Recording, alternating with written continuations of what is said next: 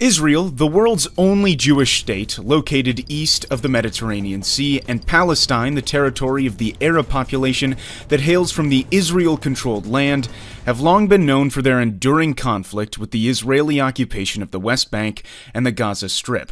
The tension between Israel and Palestine has been deteriorating in years, climaxing with many violent clashes between the two sides. To understand the root of the Israel-Palestine conflict, we have to look back a few thousand years ago.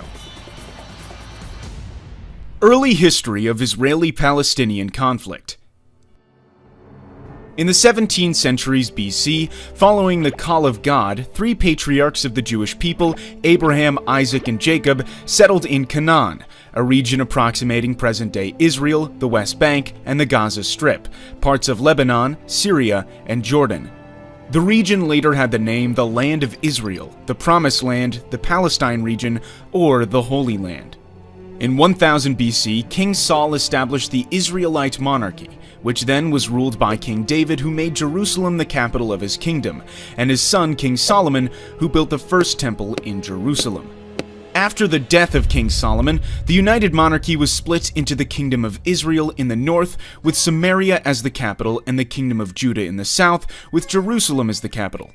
The land became home to a majority of Jews, but then it was subject to numerous conquests of various groups, leading to the significant decrease of the Jewish population on the land. One of these conquests was conducted by the Roman Empire, who gave the name Palestine to Judah, intending to break the Jewish connection with the land of Israel. During this time, Christianity, which started as a Jewish sect, ultimately became a dominant religion toward the end of the Roman Empire. In the 7th century came an Arab conquest, beginning the spread of Islam. The Dome of the Rock was built on the ruin of the Second Temple, making Jerusalem the holy city to three monotheistic religions: Judaism, Christianity, and Islam. After Christians in Jerusalem were intensely persecuted by the Seljuk Turks, a Central Asian empire with ambition to expand its territory, Christians in Europe launched several crusades to bring the holy city back to the hand of the Christians. During this time, many Jews were killed. Others were making pilgrimages everywhere, mostly in Western Europe. From the 16th century to World War I, the Holy Land, along with much of the Middle East, was ruled by the Ottoman Empire, an Islamic superpower. The land was unofficially called Palestine. At the same time in Europe, more and more Jews were joining a movement called Zionism, aiming to create a Jewish national state in its ancient homeland. Hence, in the first decade of the 20th century, tens of thousands of Jews moved from Europe back to the region. Israel and Palestine under the British rule. World War I exploded and ended with the collapse of the Ottoman Empire. Its land in the Middle East was carved by the British and French empires. The British then gave more independence for Iraq and Jordan, and the region remaining under the control of Britain was what it called the British Mandate for Palestine, where Britain promised to establish a Jewish national homeland under its Balfour Declaration, which went into effect in 1923. Tensions between the Jews and the Arabs who both claimed the land grew, which even led to acts of violence. By the 1930s, following the increasing Jewish population in Palestine due to the fear of persecution during the Nazi reign in Germany, the British limited Jewish immigration. In response, the Jewish militias formed to both fight the Arabs and resist the British rule. Then came the Holocaust throughout Nazi Germany, which claimed almost 6 million Jewish lives. After the war, more and more Jews then fled from Europe to Palestine to seek a homeland, escalating the tension with the Arabs. Overwhelmed by the situation, Britain began to withdraw from the region.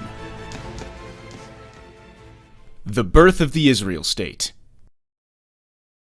After World War II, the UN proposed a plan to partition Palestine into two independent states, a Jewish state and an Arab state, with the city of Jerusalem becoming an international zone with a special status. However, the plan according to which the Jewish, accounting for only 1/3 of the population, was granted more territory, 56.5% of the land, was rejected by the Arabs. They began to form volunteer armies throughout Palestine. Less than 1 year after that, as Britain completed its withdrawal from Palestine, Israel declared itself an independent state, marking a new, bloodier chapter in the struggle between the Jews and the Palestinian Arabs. The 1948 Arab-Israeli War.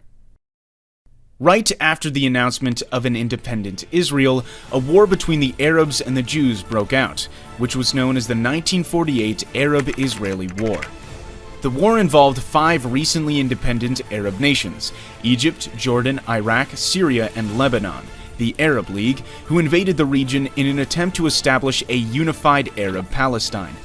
However, a ceasefire agreement was reached a year later in which more than 2/3 of historic Palestine, including the West Jerusalem, belonged to Israel, while Jordan occupied East Jerusalem and the area known as the West Bank, and Egypt occupied the Gaza Strip. As a result, more than 750,000 Palestinians were expelled from the land where they lived for centuries on the day that they call Al-Nakba, or the catastrophe. With the deteriorated dispute between the Jews and the Arabs, there came more wars and fighting in the following decades. The 60-Day War.